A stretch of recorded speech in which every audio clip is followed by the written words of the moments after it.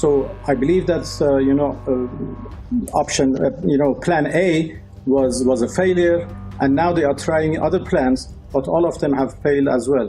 And I don't think ইরানের পররাষ্ট্রমন্ত্রী Abbas Araghchi জোর দিয়ে বলেছেন, তেহরান কোনো যুদ্ধবিরতির অনুরোধ করেনি বা ওয়াশিংটনের সঙ্গে আলোচনার পথও খুঁজছে না। তিনি জানান, যুক্তরাষ্ট্রের সঙ্গে চলমান সংঘাতের মধ্যে ইরান নিজের আত্মরক্ষা অব্যাহত রাখবে।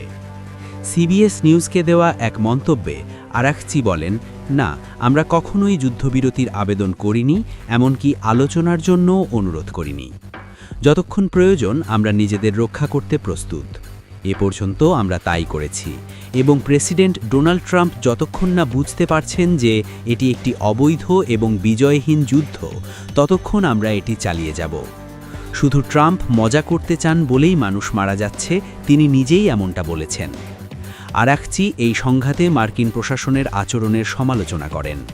জাহাজগুলোকে লক্ষ্যবস্তু বানানোর মতো পদক্ষেপগুলোকে তিনি প্রেসিডেন্ট ট্রাম্প এবং যুক্তরাষ্ট্রের বেছে নেওয়া একটি যুদ্ধ হিসেবে অভিহিত করেছেন।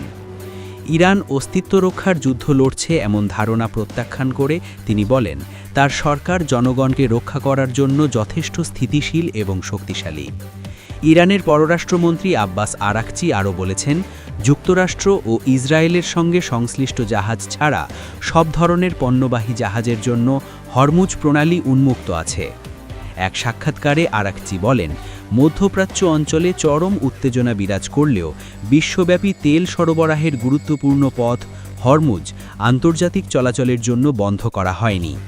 এছাড়াও ইরানি পররাষ্ট্রমন্ত্রী আরও জানান, নিরাপত্তা উদ্বেগের কারণে কিছু শিপিং কোম্পানি এলাকাটি এড়িয়ে চললেও অন্যান্য জাহাজগুলো এই রুট ব্যবহার করা চালিয়ে যাচ্ছে।